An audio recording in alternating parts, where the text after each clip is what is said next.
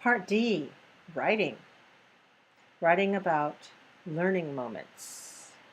This section is about editing, especially editing the past.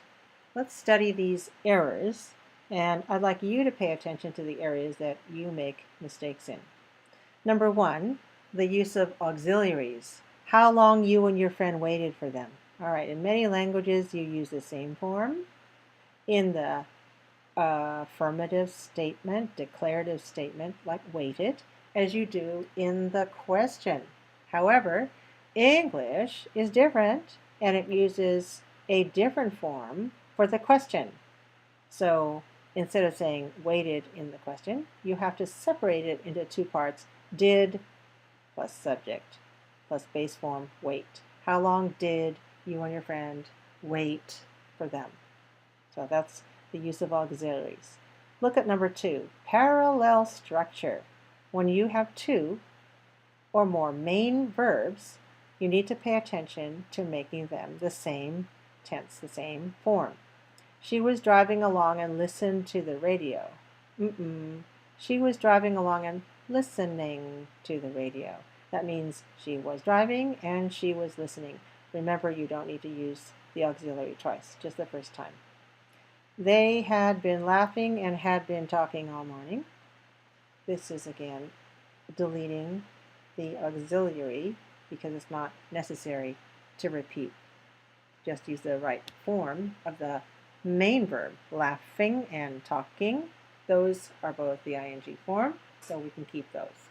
Number three, always pay attention to subject-verb agreement. The two men in the speeding car was waving at us. Don't choose the noun that is next to the verb like car, because the car was not waving at us. The two men, plural, were waving at us. So please notice, you pay attention to the subject of the verb, which may be separated from the verb by a prepositional phrase. In this case, in the speeding car. That's a prepositional phrase that modifies men. It tells more about men, but still, men is the plural third person subject. So the verb were waving at us is correct. Now we have subject-verb agreement. Number four, time clause fragments. Do you remember what a fragment is?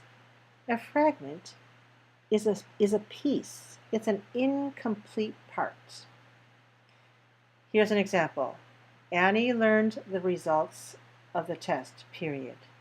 When she got home, period. What's the problem here?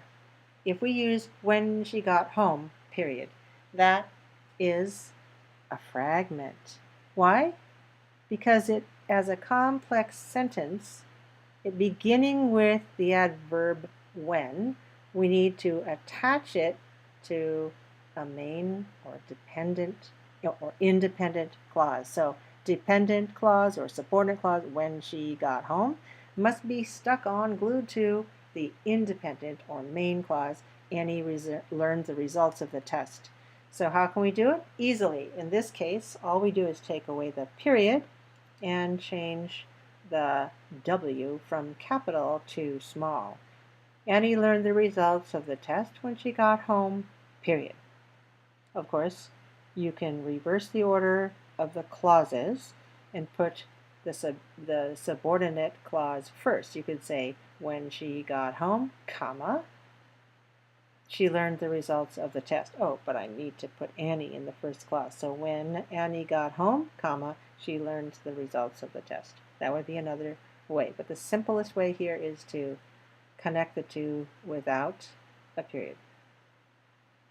Number five, word order. Pay attention to the order or the sequence of the words in a sentence. Instead of saying, why had missed they the exam, we need to say, why had they missed the exam? So here we have had, the auxiliary, then the subject, they, and then the main verb, missed. Had they missed. So this is inverted word order that's required for interrogative or question form in English. Why had they missed the exam? Number 6 is about adverb placement. Where in the sentence should you put the adverb?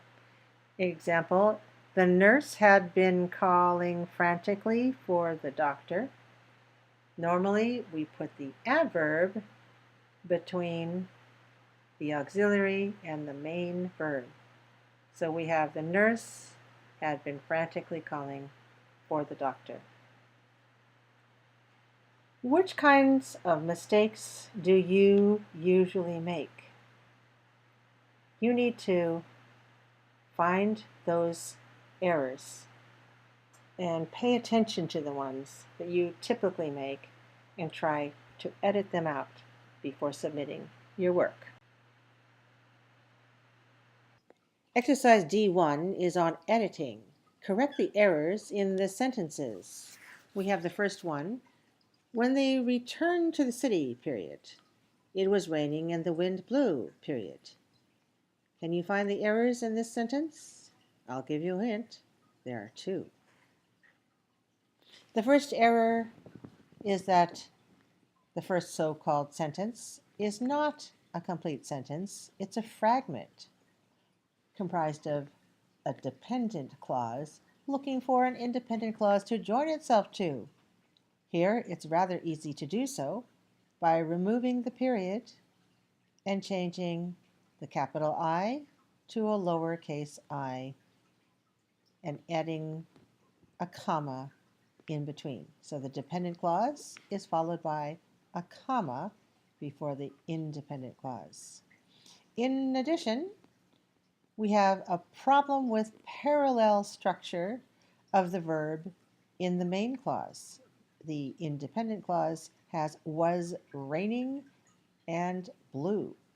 It should be it was raining and the wind was blowing. So we have altogether, when they returned to the city, comma, it was raining and the wind was blowing, period. Number 2, Al had not been sleeping enough, comma, so he not do well on the exam, period. Can you see the errors here? There are 2. The first one is with the verb, wrong verb form. Instead of using the past perfect continuous, we should use the past perfect. Al had not slept enough.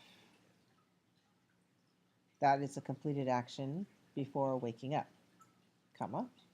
That's good. So he, missing an auxiliary. He did not do well on the exam, period. Our complete correct sentence is, Al had not slept enough, comma, so he did not do well on the exam, period. I'll leave the rest of them for you to do, and afterwards, you can check the answer key.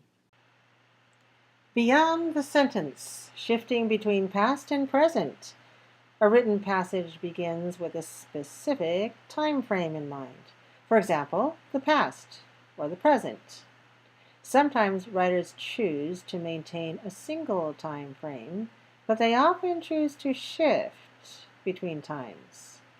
Now, in the next chapter, we can look forward to shifting between past, present, and future, but right now let's focus on shifting between just the past and the present. This is an essay with 4 paragraphs. We'll examine them one by one. First paragraph. A small event during my first few weeks as a teacher taught me an important lesson about first impressions. I had recently graduated from college and gotten a job in an ESL program. I had been planning lessons all summer, and I was nervous but excited to begin. All right, let's look. A time in the past is often established by using the simple past or the past continuous. Which one of those do we see here? Taught, right. A teacher taught me an important lesson. That sets the scene as a story in the past. Background information may be included with past perfect forms. So here's some background information. about something that happened before the story began. And in order to express that, we use the past perfect. I had recently graduated from college and gotten a job. I had gotten a job. So those are past perfect. I had been planning lessons all summer. So that tells the action before the teacher taught me a lesson that occurred prior and tells us how long it had been going on all summer. So that's the past perfect continuous. Let's look at the second paragraph. As a new teacher, I wanted my students to like me. It's generally true that the ESL classroom is a friendly place, and my class was no different. The students were good-natured and eager to participate. There was one exception, however. Her name was Maria. Maria sat in the back of the classroom and scowled at me. It means like, give me a nasty face. I was intimidated. That means that really made me feel very scared. But it did not occur to me to ask her about my concerns. Notice that in the beginning, the simple present is used to make a general comment or to explain something. In this case, it's not necessary to mark the time with a time expression because we're not really changing time frames, we're just giving a general truth. So it's generally true that the ESL classroom is a friendly place. So here's a generic truth using the present tense is, and then a specific case, my class was no different, using the past tense because it's a past tense story. Now let's look at the third paragraph. Now, one day, a small joke in class caused everyone to laugh. I glanced nervously at Maria. She smiled, then quickly covered her mouth.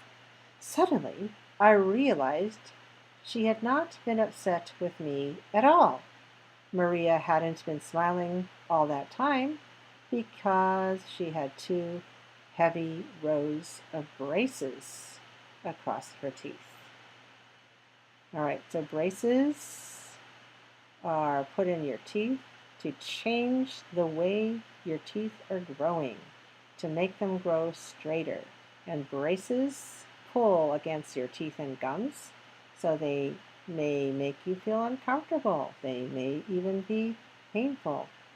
Notice that the past perfect is used to give background information about this event or the situation or Maria. So she had not been upset, had not been past perfect. She hadn't been smiling all that time, past perfect continuous. Because she had, simple past, 2 heavy rows of braces across her teeth. Let's look at the last paragraph. The ability to communicate is one of the most important skills a teacher can have. When I was a student, my teacher often told us, you must never trust your assumptions in the classroom. Always investigate. Never trust your assumptions. Don't assume that you know what's going on. Always investigate, examine, ask, find out. Until my experience with Maria, I had never really understood my teacher's advice. After that, I learned to ask my own questions in class.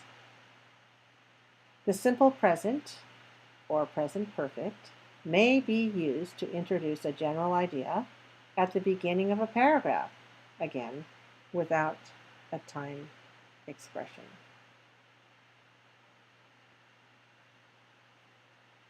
Statements in the past offer examples that support the general idea.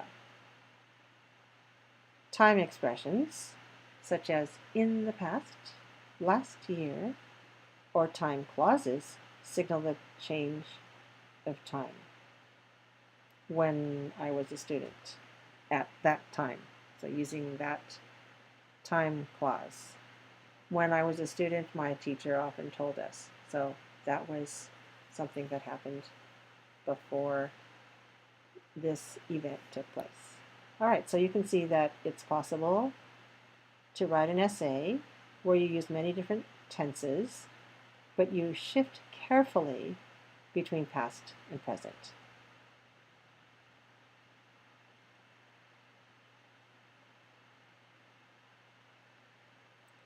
Exercise D2, recognizing shifts in time.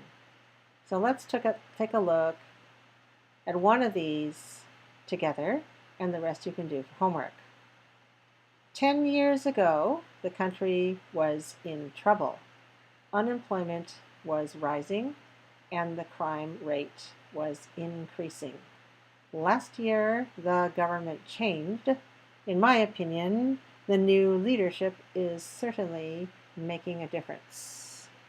So, is this changing from past to present or from present to past?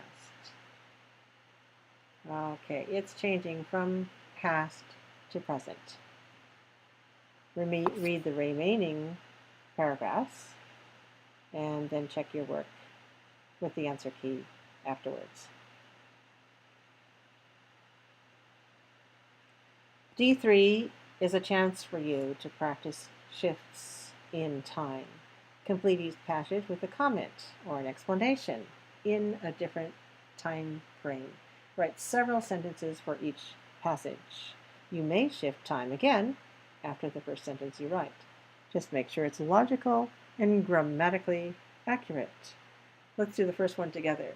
My time management has improved. Has improved a lot. Has improved is a present perfect. That means before now it started improving. In the past, what can you say? Now, what can you say? So in the past, I had trouble computing tasks. I was using my time poorly. Had, past tense trouble. I was using, past continuous, my time poorly. I took a time management class, simple past, and today, probably with that, you're going to be using a present tense of some sort. Try these exercises and then check yours with the key. D4, right. Now it is your turn for writing assignment. Please post to the Chapter 2 discussion forum. And here are some topic ideas. Write about learning moments. A learning moment is a moment of sudden understanding. Learning moments can come from personal experiences or from a sudden or new insight into something you have heard or read. When you write about a learning moment, use past tenses to describe the situation that led to it. Use present tenses to explain your new understanding. So here are some topics that you can choose. Good manners are important. Agree or disagree with this statement. And then explain why. Describe experiences from your past that led to your current opinion. Write about an insight that you had while traveling. Tell the story of how you arrived at your new understanding and state what you learned. Think of a time you rejected good advice and later regretted it.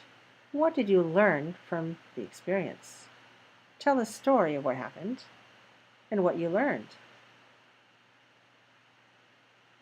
And here are more topic ideas in this section called Beyond the Classroom.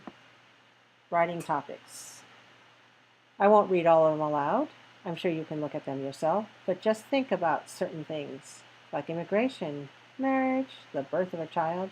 These are some things that can change people, and you can write about this changing experience, life-changing experience. Number 2 talks about something that changes society or technical fields. An invention. What invention do you think is really important, and how has it changed things that are done past to present? And the third one talks about a world leader, somebody that you know about and feel very strongly about. And it can be somebody who's currently, somebody who's alive, or somebody who was alive during the recent past, and you can tell about their significant contributions or events and show some changes from present to past. Here is the writing checklist. Please reflect on your ability to use past tenses by answering the questions. Check your writing before you post it to the discussion forum in Angel. Observe the due date as well. So what should you check for? Ask these questions as you're looking at your draft. Did you use the simple past and past perfect to show the sequence of two past situations? I hope you can put a check there. Did you use the past continuous and the past perfect continuous to emphasize an activity that was ongoing? I hope you can put a check there. Did you use time clauses with while, when, after, and before? Put a check there if you did so. Did you shift between past and present to support ideas or contrast information? Check. Did you use present tenses to make a general comment or explain something or tell about something that is a general truth, something that's habitual? Put a check there if that's happened. Did you check your verb phrases for correct form? All right, if you checked all of those, then you are ready to submit your work. After that, please read and respond to at least 2 classmates who don't yet have responses.